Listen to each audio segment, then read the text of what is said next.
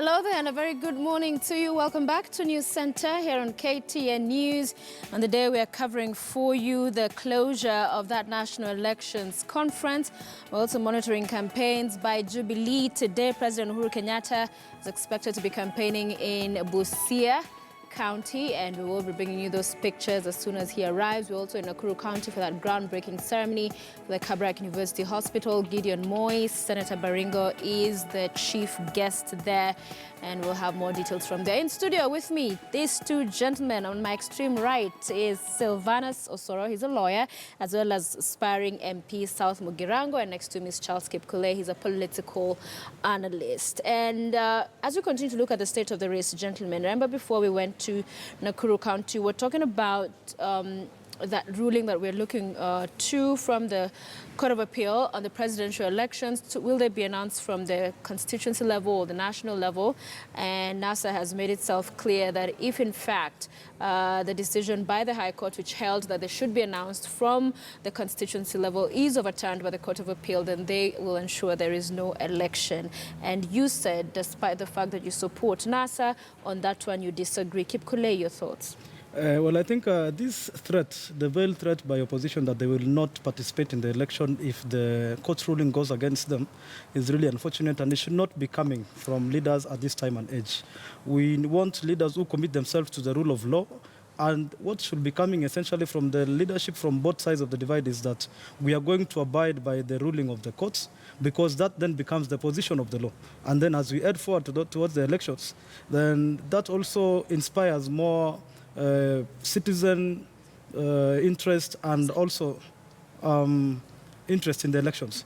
So that is number one. But importantly, we also want to question the rationale of political parties as interested parties in an election, then enjoining themselves in a court case that has an implication on the conduct of the elections. Ideally, they should have left this to the IEBC and the other the petitioners, so that this matter, the outcome, then does not become something that jeopardizes one side while also being seen as giving advantage to the other side of the divide.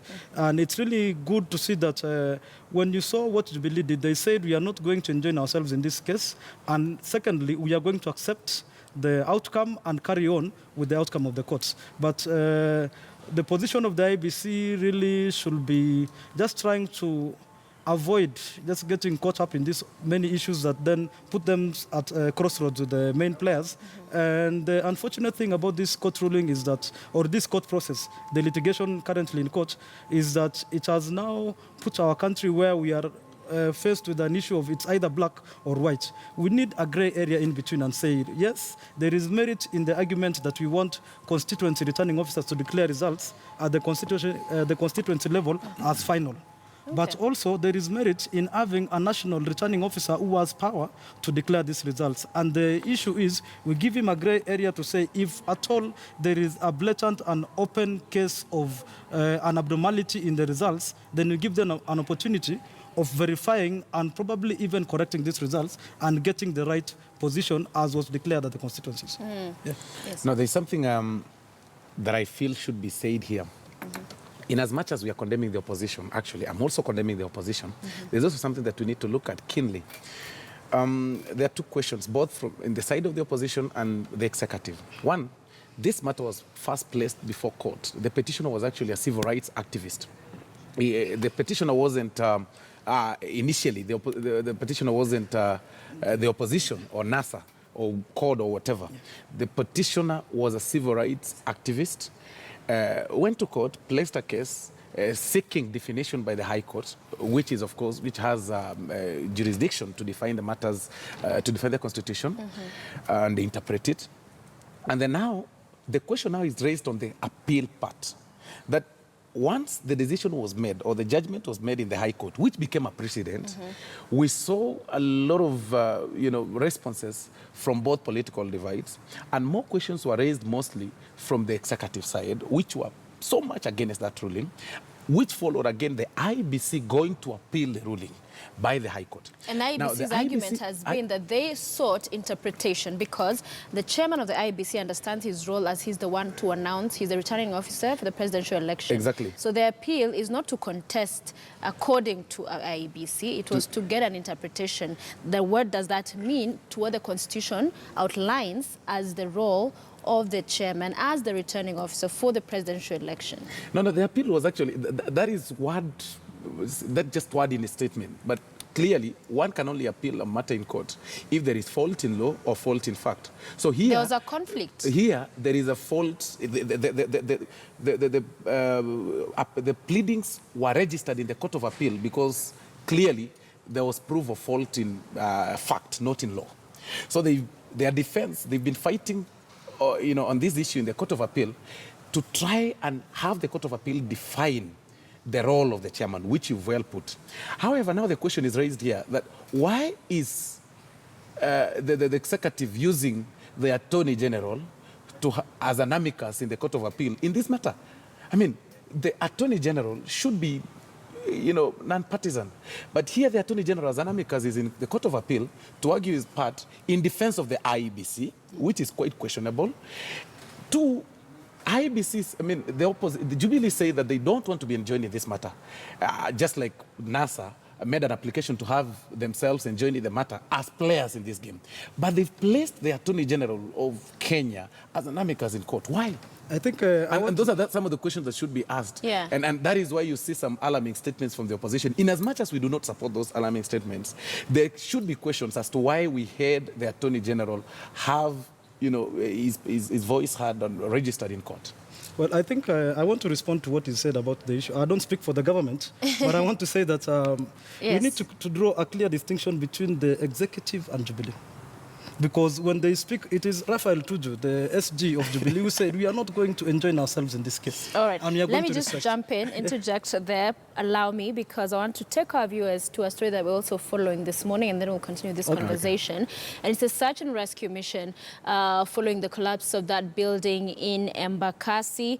Our Shadrach Miti is in Embakasi for us. Embakasi, Shadrach, good morning. Talk to us about the latest.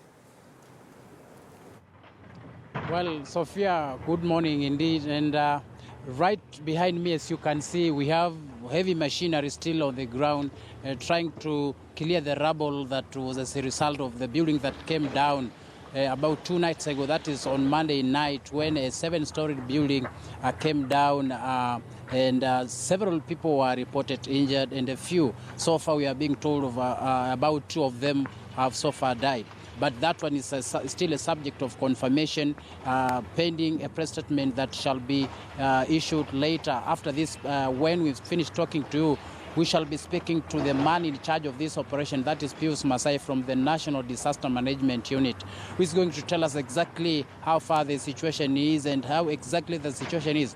But what I can tell you for sure is last evening there was a mother and 2 of her children who were rescued from that building, and although the 2 children were said to have been slightly in a stable condition, the mother's condition was not that one that would be taken to mean anything positive, because them that looked at her expressed fears, and we are still waiting so eagerly to get from the National Disaster Management Unit, which is the body responsible for giving a clear and official government position on such, because remember, that is the body that is in charge of this operation, the body that is in charge of this disaster management and evacuation. And so when we got here, we found the operation still going on. And remember, yesterday when we left here, the information we had was that the operation or the clearance of this place would take for about 3 days. But if anything, because remember, by last evening, the information we had, or the statistics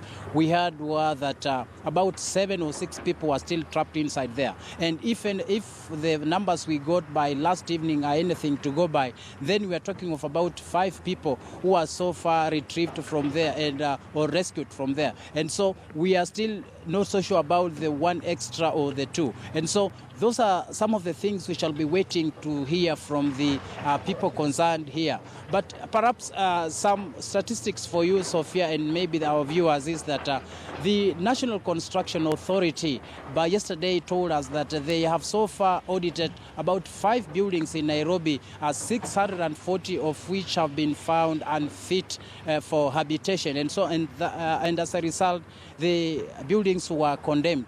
Unfortunately, as it has always been, anytime the authorities, or rather the county government, issue orders to bring down such buildings, there is always a court order or an injunction issued against the same. So those are some of the things that we are still grappling with here, where authorities seem to be blaming each other, even as the lives of tenants continue to face imminent danger. And so, as for this building particularly, remember when the governor for Nairobi, Evans Kidero, spoke to us yesterday, he made it very clear that when this building was built in about 10 years ago, it was never approved.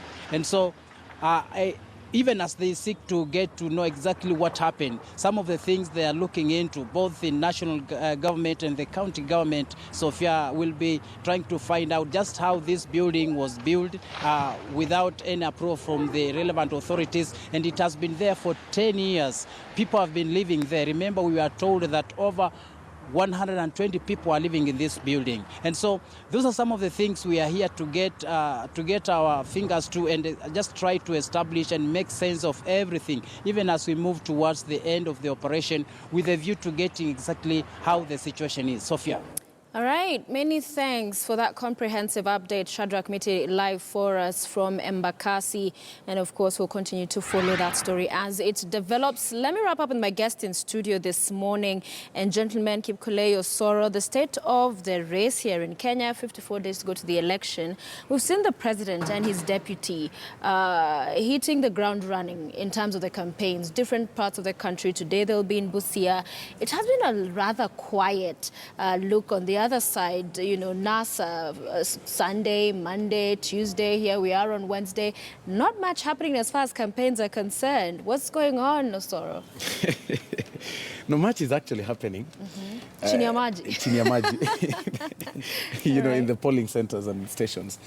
But, you know, every political, coalition or divide has got a program that runs down. So I think in our side, people decided to take a break these particular days to attend the conference by the IEBC and then, resume back to duty from, this weekend in Machakos and, some other areas. But however, look at the president's campaign trail too. It's also facing a lot of challenges. The Jubilee coalition trying to prove to Kenyans what they've done to them for the past 4 years, which is quite hectic. I mean, like they came to Kisii last week and they couldn't tell Kenyans what they've done to them or what they've done for them for the past 4 years. All we can remember, like I was telling my colleague here, is that we've only seen the president come to Kisii, commission roads, move with his trucks. I mean, we haven't seen construction. And the last time he came, he gave 450 million to the IEDPs, and that is the development that we've seen in Kisii. And that is quite challenging now for the president to defend, because we can't be going to the portal to check what has happened in Kisii. We haven't seen it yet. So I think in as much as our side is quiet, the silence is campaigning more than what they are doing, trying to convince the electorates of what they've done, which is not visible. All right. Yes. I don't know. Probably old age is catching up, but campaigns is a tiring experience, and it's really. So you think that NASA is tired even before they begin? Well, you never know, because this is the home run. There is no time for even taking a break. Probably just at night you go sleep. The next morning you're up eating the road running. So you see what Jubilee is doing. They are ring-fencing their strongholds while raiding opposition strongholds, what they are doing. So the strategy that Jubilee is using is just trying to go and firefight in areas where there was a possibility of something coming up that will distract them. And you've seen them really quelling the dissent that was there in Uasin Gishu. Right now, there is a form of a united front in terms of fronting the Jubilee agenda there. And then when they finish that, their strategy is come ring fence and then just attack opposition the strongholds on the fringes. But you're seeing from what Mheshimiwa, my friend, is telling me that You see, NASA is heading back to Machakos again this weekend probably. It is now becoming an issue of firefighting over and over again because Kalonzo Musyoka is under siege. Is now emerging clearly as the weakest link in NASA, and now they have to go and prop him up and see that really something is up in Ukambani. So really what is happening in NASA needs, I wish them the best, and I really wish that they are able to carry on and go out to the entire country and speak to Kenyans across. But there was a point I was saying just before we took a break, on the issue of the court case, the intervention of the Attorney General, and also the issue of the executive versus Jubilee, the party. So I'd made the point that we need to draw a distinction between Jubilee, the party, and the executive-led, the government, the executive. And then again, going beyond that, we want to look at the Attorney General is the State Council. Is now the person in charge of the legal matters concerning the state. IEBC is a state organ. So his involvement in the case is not in advancing a Jubilee agenda, but rather speaking there in terms of going and seeing as an amicus of the court.